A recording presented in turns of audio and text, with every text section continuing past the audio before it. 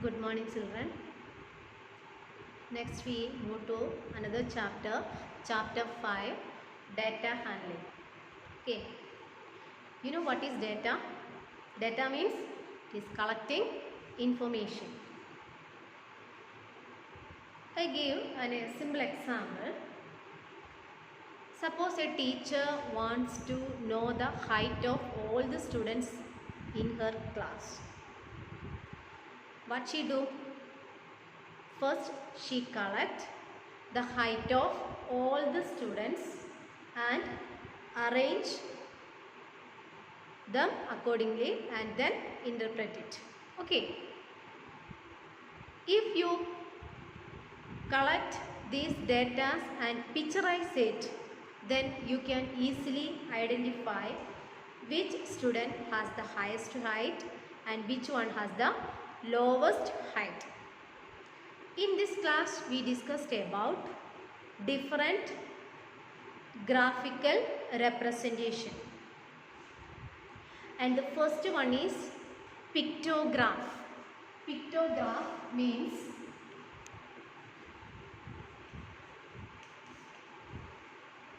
we picturize the data. Using a picture, we mark it. For example, suppose we have 20 fruits.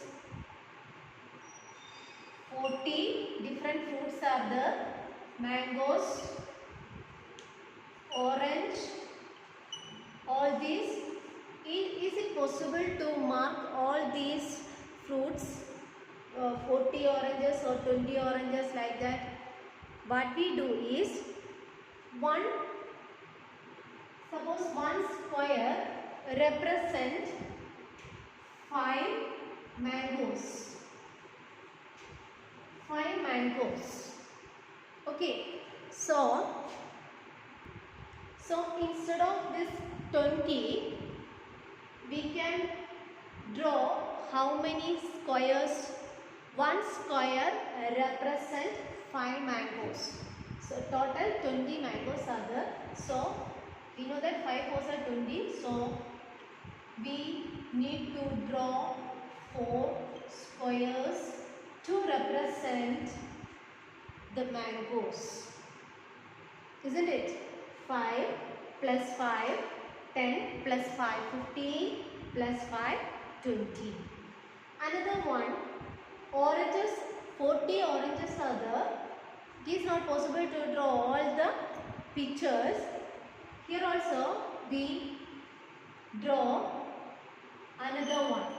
Suppose it is star and star represents 10 oranges.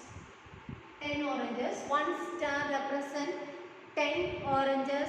Then 40 oranges are there. So we draw how many stars here? We need to draw only 4 stars. In such situation, we use pictograph. Okay. We can picturize the given information using symbols. That is called a pictograph. These are two simple examples. For 5 mangoes, one square represents 5 mangoes. So we need to draw only 4 squares. Similarly, 40 oranges we can represent using 4 stars because one star denotes 10 oranges. In this way, we can picturize the given information. Okay. The next type is bar graph. A display of information using bars of uniform width and the height is proportional to its value. That is called a bar graph. Here we need 2 axes to draw the bar graph, and here we draw different rectangles or bars and their height is proportional to its value. For example, suppose the first square is like this. Leave uniform width. Here, suppose here I leave 1 unit. After the first rectangle, here also we leave 1 unit. Then draw the next rectangle, and the height is different because the height is proportional to its value. Here 0, 2, 4, 6, 8, etc. And here the value corresponding to the first rectangle is 4 and the value corresponding to the second rectangle is correct. If it is correct in the center of 6 and 8, it is counted as 7. In this way we draw the bar graph. The height is proportional to its value and the width is always same, and between we have equal space also, and this is called a bar graph. Using this we can easily find out the answers of all the questions related to a problem. If a bar graph is given, then we can easily identify all the answers. In your textbook we have an example, that is number of students of class 8 in different academic year is given from 2003 to 2008, and from using this we have some questions also. Look at here. We have two axes, x-axis and y-axis.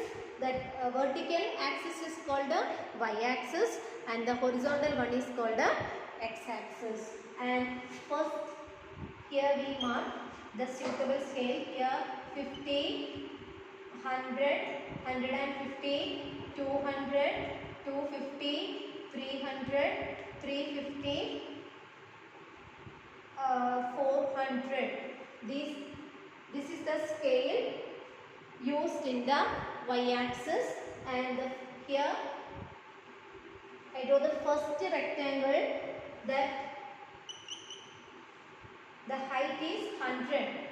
So here this rectangle represents the number of students in the year 2003 to 2004. Okay, so from this picture we can easily find out the number of students of class 8 in the year 2003 to 2004. It is 100. And in 2004 to 2005, leave a space and using another unit you draw the next rectangle and the height is 200. So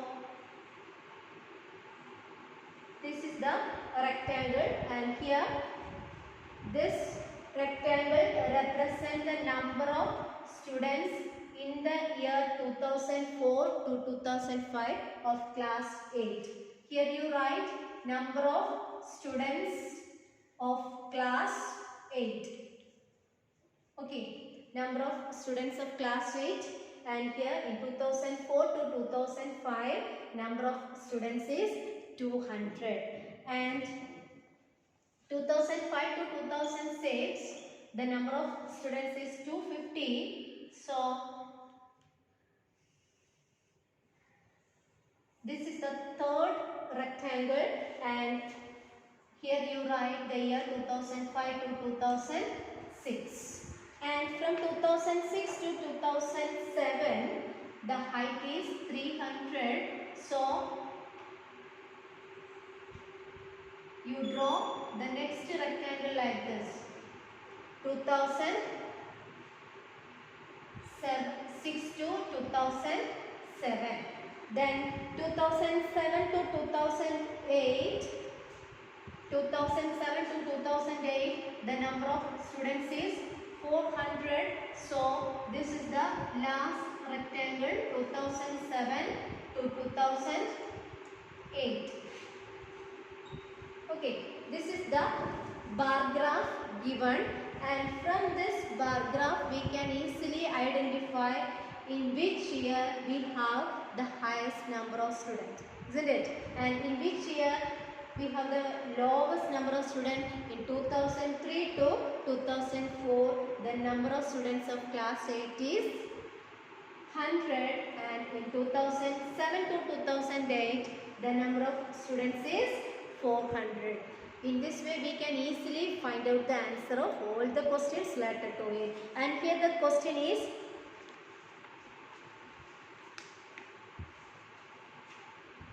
here a statement is given, the number of students during 2005 to 2006 is twice that of 2003 to 2004.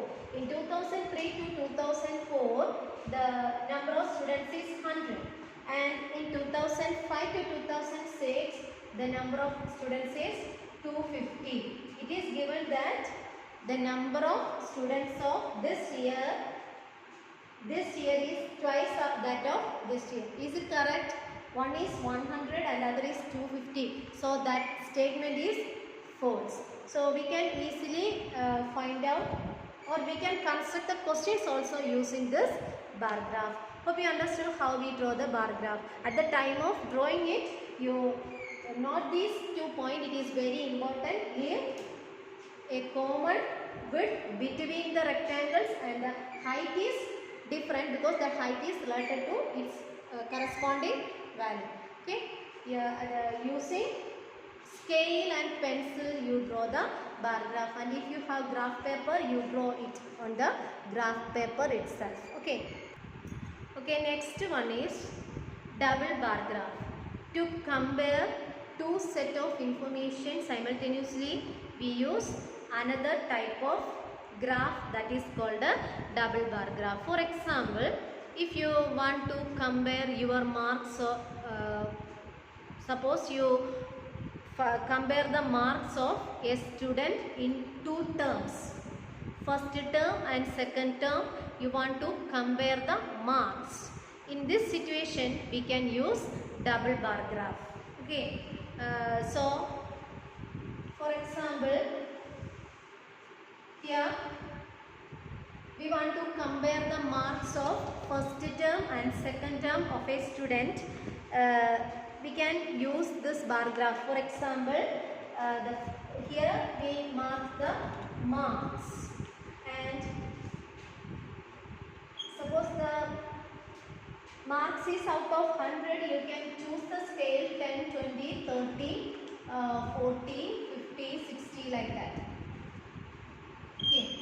And here for the first term, suppose a student got 30 marks for the maths exam, you draw the rectangle like this, isn't it? Suppose a student, here this rectangle represents the subject maths, and here for the first term that student got 30 marks, you draw that rectangle like this. And for the same student in the second term, suppose he or she got 50 marks, you draw the rectangle like this. That is a joint type. There is no gap between the two rectangles. These two rectangles denote the same subject maths.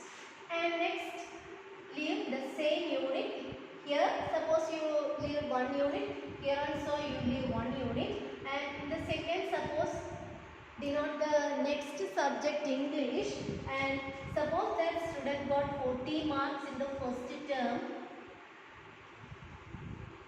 and 20 marks only in the third term, second term, you draw the rectangle like this. Did you understand this?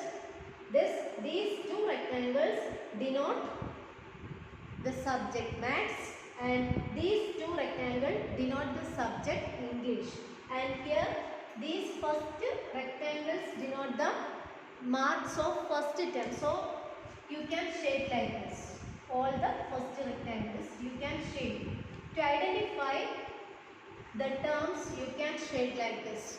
And suppose the one more subject we have, and suppose that student got 40 marks in the first term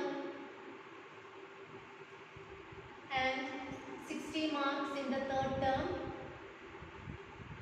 second term. For the science subject you draw like this. In this way we draw the double bar graph. We can easily identify the marks and subject of that student in both terms if you use the double bar graph. In this situation, we can use the double bar graph. That is to compare two set of information, we use double bar graph. Okay.